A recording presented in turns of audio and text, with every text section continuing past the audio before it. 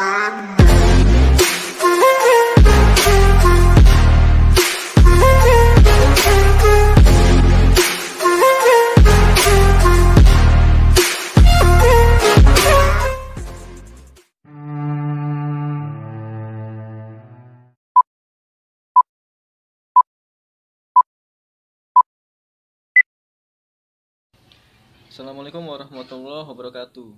Sumber ekonomi media massa. Media, selain sebagai ruang publik yang utama dan memang dapat menentukan dinamika sosial, politik, budaya di tingkat lokal maupun global, ternyata media massa juga dapat dijadikan sebagai wadah untuk mengiklankan sesuatu, baik barang maupun jasa. Disinilah nanti yang bisa membantu dan menentukan eksistensi perusahaan media bisa lebih mantap dan kokoh.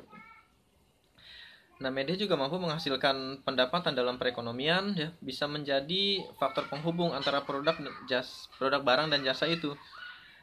Nah, media bisa menyebarkan dan memperkuat struktur ekonomi tertentu dan tentu saja politik tertentu. Nah, biasanya perusahaan-perusahaan atau pabrik-pabrik besar, instansi-instansi terkait itu menggunakan media untuk memperkuat struktur ekonominya. Dan pada kasus politik pun demikian. Ya, bagaimana caranya para tokoh calon-calon elit politik misalnya itu memperkokoh eksistensinya melalui media. Nah, sumber ekonomi media itu apa sih sebenarnya?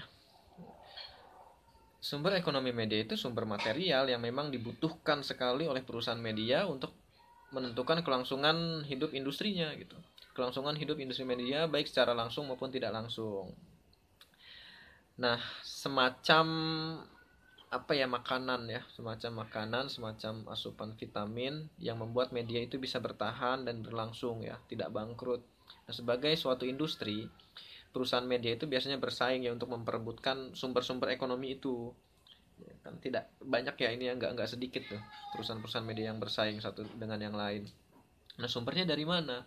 Ada jenis isi medianya, makanya media yang baik harus kokoh dulu, harus jelas dulu, dan pasti isi medianya seperti apa. Ini akan nanti menarik yang kedua, ya, menarik perhatian yang kedua yaitu penonton ya, atau halayak publik.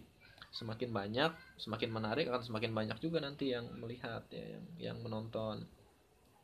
Dan yang ketiga sumbernya adalah tentu saja modal ya, modal kapital ya, baik dari iklan, dari berita-berita advertorial maupun kontrak-kontrak tertentu. Nah, relasi media. Nah, ini relasi media penting. Relasi media itu kan kekayaan seorang jurnalis sebenarnya. Seorang jurnalis harus punya banyak sekali relasi, banyak sekali jejaring ya, selain untuk lebih mempermudah mendapatkan atau membuat berita-berita tertentu, tetapi juga ya sangat terbuka kemungkinan untuk menghasilkan pendapatan bagi perusahaan ya, bagi perusahaan tempat dia bernaung. Nah, kelangsungan hidup media yang memang ditentukan oleh perolehan isinya bagaimana, penontonnya seperti apa, dan iklannya banyak atau tidak. Nah, persaingan antar industri media adalah persaingan memperebutkan ekonomi media itu, sumber-sumbernya dari mana. Itu yang diperebutkan. Sehingga media sejenis relatif biasanya lebih ketat dibandingkan dengan media yang jenisnya berbeda. Ya, misalnya di satu daerah banyak media-media online, nah itu persaingannya akan semakin ketat. Berbeda misalnya hanya ada satu media cetak di situ. Nah, secara teoretis makin baik isi medianya biasanya ya, makin banyak juga pembacanya, makin banyak juga peminatnya. Ya, penontonnya, pemirsanya, halayak, sehingga terbuka kemungkinan juga akan lebih banyak iklannya nanti. Nah, pasar medianya seperti apa sih? Pasar media mendefinisikan atau membaca atau menguasai pasar media ketika kita terjun di dalam perusahaan media itu bukan perkara mudah sebenarnya. Itu sulit. Bagaimana kita menentukan atau mempetakan kebutuhan-kebutuhan tertentu yang ada di masyarakat sehingga jadi konten yang menarik yang kemudian kita publish ya, kita publikasikan. Nah, ada beberapa hal yang harus dipertimbangkan ya ketika kita mulai mendefinisikan pasar ya, mulai menguasai pasar atau mempetakan pasar. Secara geografis misalkan, apakah nanti pasarnya itu nasional atau regional atau bahkan lokal tertentu ya. Nah, area pasarnya nanti akan ditujukan apakah nanti untuk pengiklanan atau audiens ya, termasuk di dalamnya jumlah produsennya ya, misalnya review iklan, ratingnya seperti apa, dan sirkulasi pemasaran produk media kitanya seperti apa. Nah, yang pertama audiens ya. Audiens, industri media itu unik sebenarnya karena punya pasar ganda ya. Yang pertama audiens, dan tidak hanya audiens, pasarnya yang kedua adalah iklan.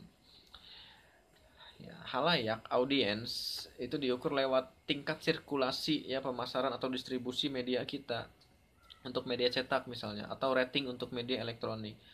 Kalau di online biasanya per klik ya, semakin menarik akan semakin banyak yang baca. Nah, media memasarkan produknya bagi halayak dan pengiklan. Televisi misalnya ya, biasanya didapat dari pasang iklan atau sponsor-sponsor tertentu. Nah, halayak itu orang-orang yang mengkonsumsi produk yang dihasilkan oleh media yang kita publikasikan ya. Dalam dunia media, tingkat besar atau jumlah halayak suatu media ya bisa dilihat dari jumlah orang yang mengkonsumsi media tersebut. Sehingga dilihat dari sini nih ya. Kalau iklan biasanya itu artinya adalah lembaga atau perorangan yang menggunakan media kita itu sebagai wadah untuk menginformasikan atau memasarkan produk mereka ya. Outputnya bagi pasar, bagi perusahaan ya, revenue atau menghasilkan penghasilan dari iklan bagi suatu media. Biasanya pengiklan memutuskan nih memasang media di kita berdasarkan daya jangkau ya, karena biasanya pengiklan itu menghubungkan rencana dia gitu ya, itu pasti pada aspek geografis ya. Kemudian halayak dan pengiklan ya sebagai pasar itu mempunyai hubungan yang erat. Ya, jika suatu produk media dikonsumsi banyak orang ya oleh halayak yang begitu luas, ya biasanya pengiklan pun akan banyak ya, sehingga media tersebut ya, sehingga kita nih sebagai media punya banyak keuntungan dari dua hal itu ya. Semakin banyak yang baca, sangat terbuka kemungkinan yang nitip iklan juga banyak. Artinya makin besar halayak, makin besar juga pendapatan dari iklan. Ya, sehingga keuntungan yang didapat juga semakin besar. Nah, dalam konteks hubungan halayak, iklan, dan keuntungan ekonomi media, halayak itu bisa dikatakan semacam apa ya, buruh tanpa gaji lah ya, yang bekerja untuk media itu tanpa digaji, sehingga perusahaan media dapat keuntungan ekonomi tertentu, dapat pemasukan tertentu. Nah, di sisi lain bisa pula dikatakan bahwa halayak itu atau pembaca itu adalah yang menggaji pekerja media, yang menggaji para jurnalis, ya kan dari situ ya ini. Tapi ya tidak mutlak bahwa hubungan halayak dengan iklan itu berbanding lurus, tidak selamanya seperti itu. Karena ada juga media massa yang jumlah peminatnya atau jumlah pembacanya sedikit, tapi justru iklannya banyak. Ya, bisa dilihat dari kualitasnya misalnya. Ya, atau punya citra yang luas, punya citra yang baik ya, secara kualitas ya. Sehingga banyak iklan yang mengiklankan produk media tersebut gitu.